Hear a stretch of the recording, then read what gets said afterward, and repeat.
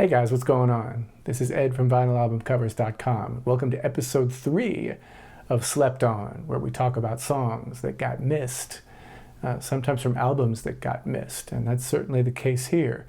The year was 1977. We're going to be talking about I Could Never Stop Loving You from the album Here to Tempt You. Excellent album. Believe it or not, and this is just my opinion, your mileage may vary, but I think of all of the Temptations albums, this is probably my favorite Temptations album. I really believe that. It's that good. And it's such a shame that the whole thing got missed, and you can actually kind of see it over my shoulder as it appears. But it's just an amazing album, full of incredibly good songs. So let me take you back a bit to the year before, to 1976. I'm using the cheat sheet here of sorts. Back in 1976, the Temptations put out an album called The Temptations Do the Temptations. Now, this was on the heels of a couple of albums that didn't do so well. House Party was basically an album full of leftovers that they did for Motown that didn't really do anything. And the Temptations didn't even want it out there. But it has a couple of moments on it, but Otis is right, it's not that great of an album. And then it was followed by an album called Wings of Love, which again they really had very little control of. The producer was just hot on Dennis Edwards and wanted to hear his voice on every song, and so that's what we got. It's a decent record, but it doesn't have a whole lot of variety on it. And it was Jeffrey Bowen just decided that he was in love with Dennis Edwards' voice. And I mean, what's not to love? I get it. But that's all he had ears for. He didn't want to hear anything else. And so it kind of caused a problem. Although it did better than House Party did. The numbers go like this. So House Party peaked at number 40 on the pop charts and then number 11 on the R&B charts. Wings of Love peaked at number 29 on the pop charts and then number 3 on the R&B charts. And then lastly, we'll talk about this next record, which was really the crux of their disappearance from Motown. Back in 1976, they had hit Berry Gordy up about wanting to write their own songs. They really hadn't done that up to this point. There was very minimal contribution from the pens of the Temptations members at that point, and Otis wanted to do something about that. And so he approached Berry Gordy about it, and after some back and forth about it, Berry decided that he would give them a split deal, which is remarkable because usually when acts wrote songs, they would be published by Motown. So Motown would get the publishing income from it. But in this particular instance, they decided to go half on it. So half the publishing went to Joe Bett, I think it was Joe Bett, and then the other half went to Tall Temptations Music, which was the Temptations' own publishing company, which was highly, highly unusual at that point. To even get Berry to give into that was pretty remarkable. And so they decided they were going to write an album of songs themselves. And that's exactly what they did, with the exception of just a couple of tunes. There's No Stop Until We Set the World Rockin' and I'll Take You In, which bookend the album. Those were written by the same guy. Let me look and see who it was. It was Michael... I can't remember. Let's see. Is it going to tell me quickly? Michael Lovesmith is responsible for both of those tunes, if I'm not mistaken.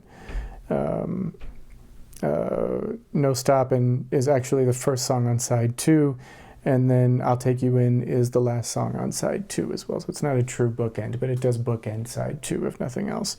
But everything else was written by the group, which is pretty cool, I think, and certainly very, very different for the band.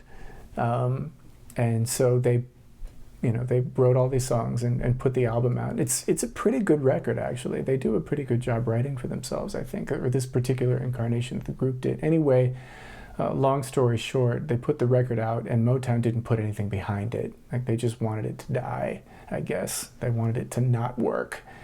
And so it didn't. And I believe, if I'm not mistaken, halfway through whatever promotional cycle there was for the record, the group had decided they wanted to leave Motown. They were over it. They didn't feel as if they were being paid much attention to, and they decided they wanted to go somewhere else. And so Barry saw the writing on the wall, and well, I mean, if you were running a record label, why would you promote an album by a group that was going to leave you? It doesn't make much sense to do that. And so he didn't. He pulled the plug on promotion. And the record died. I mean, completely died. It went to number 53 on the pop charts and number 10 on the R&B charts. So by their standards, that's death. It was their worst performing album up to that point. They had a bunch of number ones. And for a group that was used to number one, number two, or at the very least top 10, and really only, as I'm looking at this now, and I'm just talking R&B charts now, only together peaked at number 6. That was their lowest peak in quite some time, until House Party, and that peaked at number 11. On the pop charts, things were a bit more varied, and sometimes not varied for the best. But 53 is still their lowest charting album in really since their debut, Meet the Temptations. Back in 1964, so that's pretty notable. So it appeared as if Motown had kind of given up by then and on them, and so they felt it was time to leave, and they were probably right. So they left and went to Atlantic Records. Now this sounds like a good move on the surface, except it's not. And here's what was wrong with that. And if you saw the miniseries, you know there was kind of a little blurb where they talked about it. When it came to Atlantic, they weren't signed to the regular division of Atlantic the way they had been at Motown. There was only one division of Motown, but in Atlantic there was a couple of them, and they were signed not to the pop division of Atlantic, but the black division of Atlantic.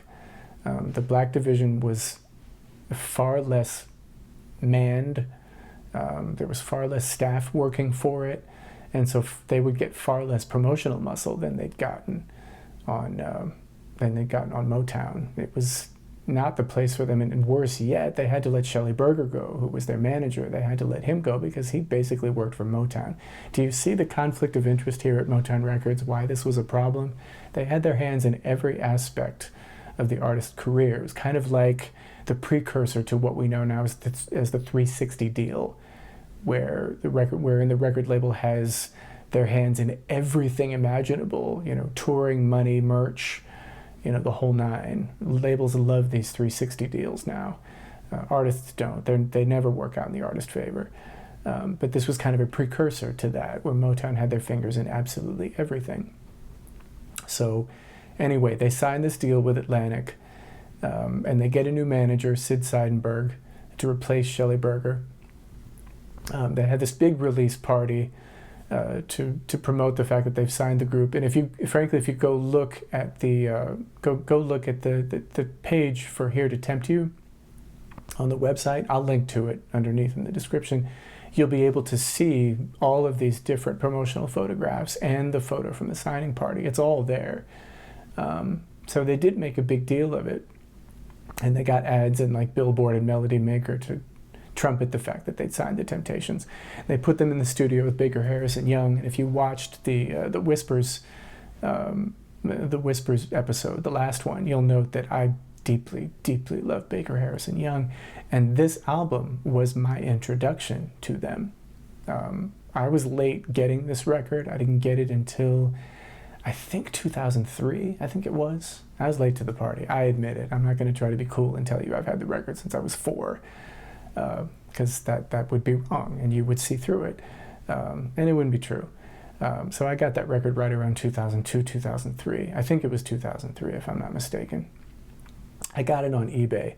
It was one of the Temptations albums I didn't have, and you couldn't get it otherwise at that point. It didn't exist on the streamers, and there were no streamers back then, but you couldn't get it on iTunes, and you couldn't get it from anywhere else. It just didn't exist. YouTube was not much of a thing at that point, so you couldn't, there was just nowhere to hear it. So if you wanted to hear that record, you had to get it from eBay. I don't even think there was a Discogs. There was GEMM, but there was no Discogs. And now there's no GEMM. May she rest in peace. But anyway, so So I got the record from eBay, and it was factory sealed when I got it. I was very excited because I wanted to hear a new Temptations album. And so I put the record on, and I remember I put side 2 on by mistake. And I think somehow I heard side 2 and I really liked it, but then I heard I Could Never Stop Loving You, and I fell in love just immediately. It's such a different tune from what they're normally known for. Most tunes are very, baritone led. And by this point, they'd gotten rid of Dennis Edwards. They'd had to let him go, and they'd hired Louis Price, who, in my honest opinion, is the greatest living singer in the world today. He's incredible. He's certainly the best singer the Temptations ever had, in my opinion. It's just a shame that his showcase was while they were with Atlantic Records, and so nobody really knows about Louis, but he's just the greatest singer, the greatest living singer. And to my way of thinking, in terms of greatest singers ever, he's in second. Only Donny Hathaway is better, in my opinion. But it isn't by much. I mean, Louis is just incredible singer, and he just tore up this album. The stuff that he got to sing was just incredible. But on this particular song, I Could Never Stop Loving You, he didn't sing this one. This actually went to Melvin. Melvin didn't get a whole lot of leads. He got another lead on the next record too, which I may talk about in another episode. It's a really, really nice song. And he got I Truly, Truly Believe and a couple of others, but he didn't get very many of them. And it's a shame because he could lead a song. He didn't just have low notes. Like there are, in some groups like the Spinners, I'm thinking of the Spinners on the song They Just Can't Stop It, Games People Play. Like you hear the bass singer on the second verse, and he has low notes, but he doesn't have a lead voice. You can tell he doesn't, because it just doesn't sound good. It's enough, it gets the point across, but he couldn't really phrase, and his intonation was poor. But when you listen to Melvin sing I Could Never Stop Loving You, he doesn't have any of these problems. Like he could very easily have sung lead on anything. He had such a great, not just great bass notes, we all know that, but he also had incredible intonation and this really interesting tone that he knew instinctively how to kind of thin out in a way that most bass singers can't. He really knew how to thin it out, and those first 2 lines are the most interesting. I thought that I could live without your love. Like that, it's very light, most of that. But then that next line, which I can't sing, it really opens up into this beautiful, rich bass. But he knew how to deal with his voice. He knew how to use what he had. And then at the end, he's doing, I tried, but I can't. It's a very light, kind of very pretty tone. So Melvin really knew how to sing. Like he really understood the assignment, as the kids say. He knew how to sing and how to use that voice to give you both the bass notes that you loved about him, and then he could also give you this very sweet, light, airy, kind of high baritone. The man knew how to sing. He really did. He's very underappreciated as a lead singer. And it's on songs like this that you really hear him fly. And he just sounds incredible on it. The lyric is really nice. It's a fantastic, fantastic song. And I really wish he'd gotten more leads after that. And it should have been a single, dang it. I mean, you see Over My Shoulder, you see my little mock single that I created just for fun, but it never was a single, and man, it should have been. But unfortunately, by this point, for whatever reason, Atlantic just kind of gave up on it. I don't know what happened, but check this out. So you thought, and I would have thought too, that 53 on the pop charts was bad, and it is bad, but check this out. The album that it came from, Here to Tempt You, peaked at number 113 on the pop charts. 113. And then number 38 on the R&B charts. That's just absolutely deplorable. Like, how does that even happen? How do you get How? This is the Temptations we're talking about here. And they just completely collapsed on Atlantic Records. The next one, for as bad as that is, the next one did even worse. Bareback, which is the next record, peaked at 130 on the pop charts and 46 on the R&B charts. I mean, these albums didn't go platinum. They both went cardboard, and it's a shame. I mean, they're both such incredible albums. They really are. They're two of the very best in their catalog, honestly. Like, that's real. Like, they're just great records. And nobody heard them. And it's such a shame. In Japan, I know they put Bareback out again. You can actually get that in really high bit rate. If you go to HD tracks, you can get that in 192 or something like that, which is just incredible. But such a fantastic album, and they're both worth seeking out. So please do yourself that favor and listen to that song, "I Could Never Stop Loving You." It's just incredible. From the Temptations' "Here to Tempt You" album on Atlantic Records back in 1977. Thank you so much for watching this episode of Slept On. Please click like if you liked it. Please subscribe to the channel. There'll be many more like this, I promise. And again, go to the website, check that out too. There's all kinds of new stuff going there all the time as well. And again, thank you so much for watching, and we'll see you on the next one.